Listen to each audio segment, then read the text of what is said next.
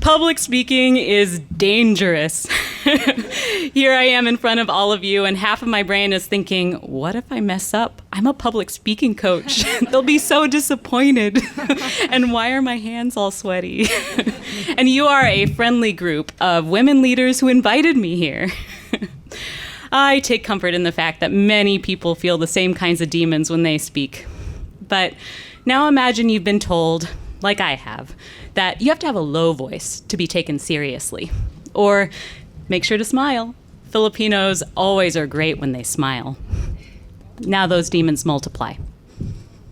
Now imagine you've been told that, all those loud public speakers out there that's the norm, and you should never say Now those demons make you feel like you don't belong. Now imagine that you've never had a chance to speak publicly, and now all those giant demons are closing the door to opportunity in your face, and you think, I'll never be that person up on that stage. So how did I help people with these demons? I founded a nonprofit called The Practice Space because women and girls should never have to feel this way. I really think that it's really important for people to have practice spaces, to be able to outline their ideas, sketch and practice them, and finalize them to share them with the world. In the inequitable world that we live in, we need to be able to have these spaces. And research shows that young people, people of color, people from low-income backgrounds, and women and girls have higher rates of social anxiety. And that's compounded by internalized oppression and the need to conform to stereotypes when speaking publicly. I want to share the personal story of how I got here. I am the daughter of a Filipino immigrant, and I grew up in El Cerrito, just down the road from there. The practice space is only 2 minutes from my childhood home, and it was so great speaking up when I was in elementary school, because growing up, I was so excited to raise my hand, and gradually over time, I got more and more nervous because I was fearing making mistakes, or I didn't want to be disliked. And by the time I reached middle school, I was the note taker, and I just felt like I could never speak up, and my heart would pound anytime I was called on. So luckily, by the time I made it to high school, a friend encouraged me to join the speech and debate team at my high school.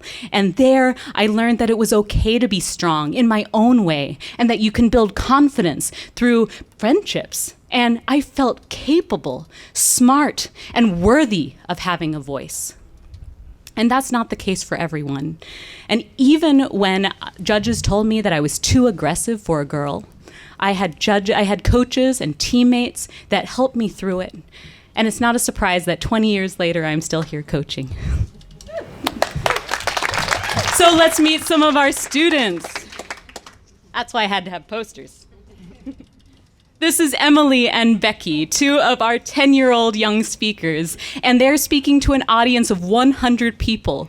Look how Emily is standing. She can share her story and she can own that room. And before that speech, she told me, I feel happy. I don't feel nervous anymore.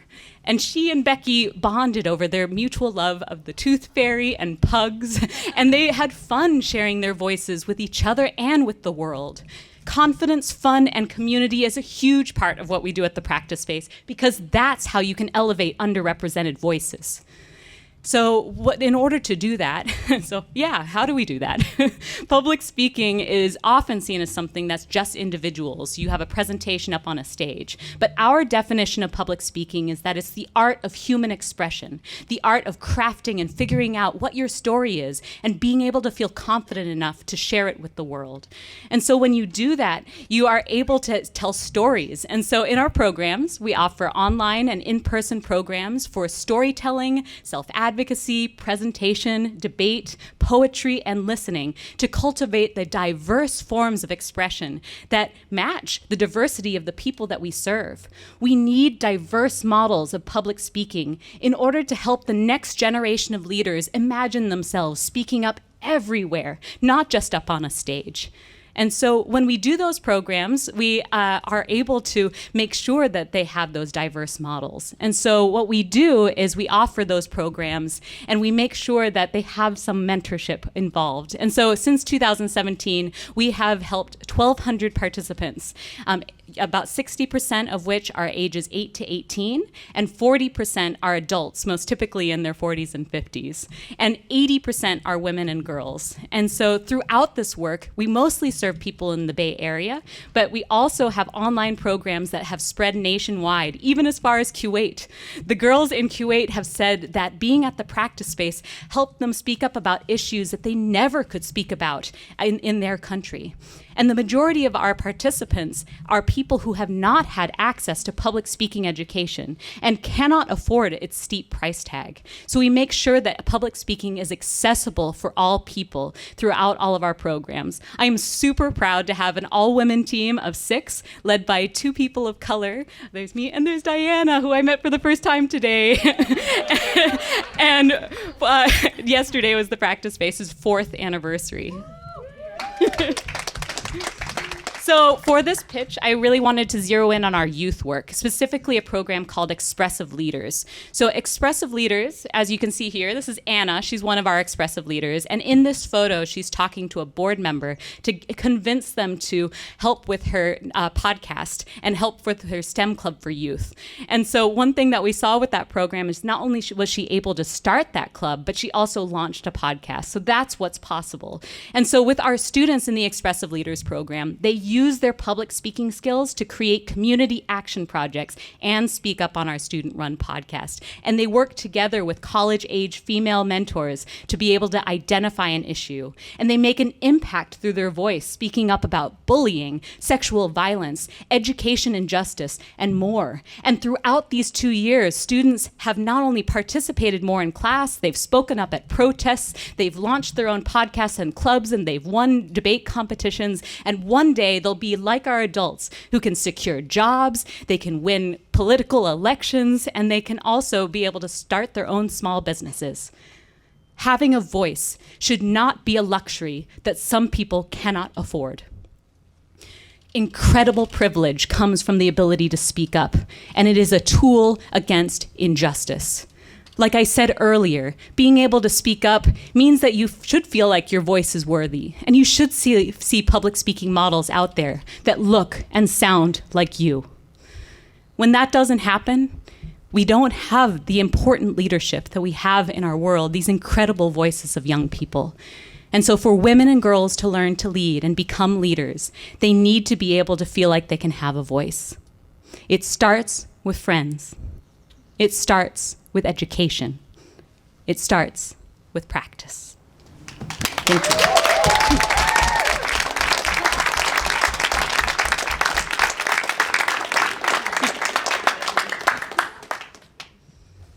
I have a question for you. Yeah. That was really well done, by the way. It's such a pleasure to listen to exceptional public speakers. Are you planning on growing your online programs? And if the answer is yes, what is your strategy to do that? Yes, we've actually served more people in the pandemic than we did in all 3 years of our work combined. We served about 600 people in the last year.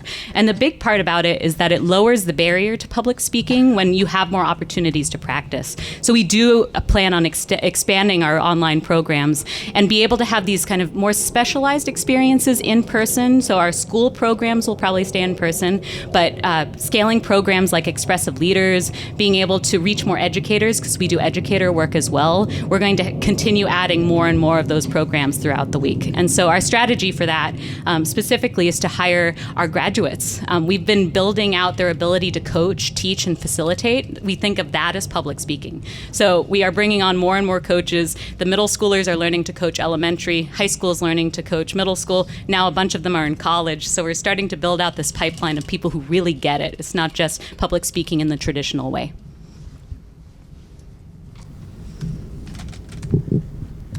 Nice job. Oh, thank you. How do you recruit at the beginning? Like, how do you get people into the program? What's your main place that you communicate and recruit kids and adults? Yes, I was very lucky when we first founded in 2017 because I had already been spending about 20 years coaching at El Cerrito High School in speech and debate. So I had about 50 people in our community that we were already working with. And then gradually, word of mouth has spread from there. Our specific strategy is we have key champions. We have key parents and also youth who we already have identified as being really, really well networked. And they pass along our programs because that's a trusted source, especially as a new organization. So we do a lot of word of mouth. We also have Instagram, and all of our social media handles are very regularly posted too. And then in addition to that, we work together with organizations locally, nonprofits, and hopefully companies like this one to be able to help give them workshops, and then they spread the word from there. So we believe in outreach through our action and being able to show what we do. So word of mouth right now is kind of the main place where you recruit? Mostly word of mouth, but we also do some publications. We've done some ads in various strategic places, social media, and we kind of do all of those together. Yeah, people have perceptions of public speaking that we also have to work against. Hi, I just have a quick one. That was awesome. Oh, thank you. Aside from funding, what is your biggest obstacle to scaling your Expressive Leaders program? I'd say the biggest thing is is staffing. I'm really glad we have our all-women team of 6 now, and it really has made a huge difference. And as we've grown our mentors, we've doubled our mentors from last year to this year, and we hope that we can continue doubling it. And so as we're trying to keep up with our own programs, basically feeding a pipeline of people who know how to do this work. And so now we're starting to actually see the fruits of that labor, but it feels like we're just ahead with demand and just ahead with programming, that we're always playing catch up to make sure that we can actually serve the needs. So having more full-time staff specifically on these programs. Great, thank you. Hi, good job. Yeah, thank you. Can you talk a little bit about failure and what that looks like, and maybe share a personal failure that you have overcome since starting the practice space? Yes, that's always the hard one. It's hard because I'm a very optimistic person, and so I'm always trying to learn through feedback and keep improving along the way. And for myself, I think what failure looks like is I feel a personal responsibility to these girls. And if I feel like the program isn't quality enough and they haven't gotten the experience that will help them feel like a leader, or they feel scared, or maybe they had a collaboration with a teammate that didn't go so well, or maybe their mentor that's not working out, or our events don't quite work out the way that we do, I take those things hard. But again, dealing with those self-doubt demons, that it's all part of the improvement process. So I think for us, we're lucky in that people really care about our work. And so, because we're the practice space, people also, take into account, like, we need to practice and keep improving. So failure is actually a really important part of our organization. So that culture is really important. And I always have to remind myself that we're here for the girls, and, that's really what it's all about. Loved your presentation. I really appreciate the safe space you're creating for young girls and women. Just a quick question. Can you give me an example of a technique that you would use to kind of encourage or build up the confidence of a young girl? Ooh, oh man, how much time do we have left? Yes, so for storytelling, for example, like a lot of people, I think where a lot of things go wrong in school is the prompts. It makes you feel like there's a right answer.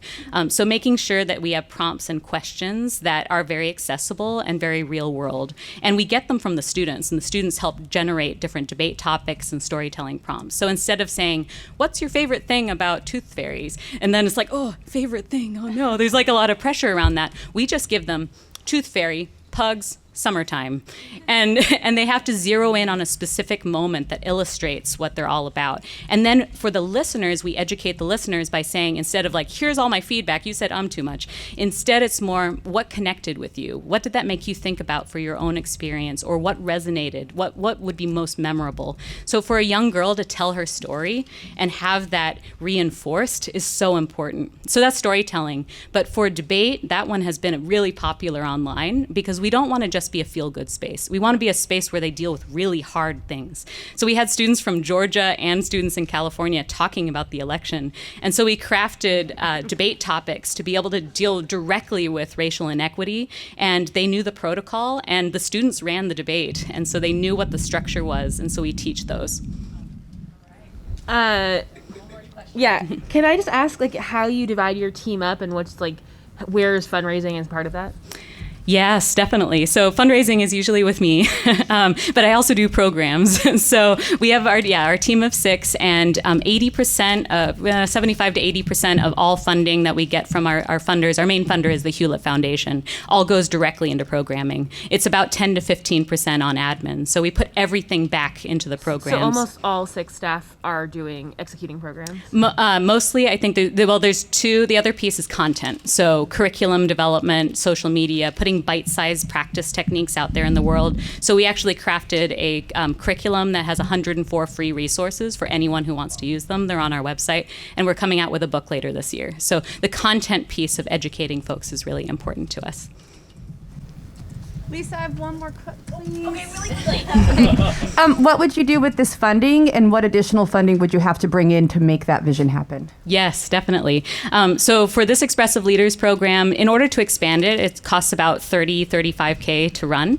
And so we have initial funding. It's part of our Hewlett grant. That encompasses a number of things like our work with teachers. So that covers about half of it. So this funding would be perfect because it would help us add almost double the number of mentors to be able to support these girls, which would allow us to expand the program. And that's the case online and in person.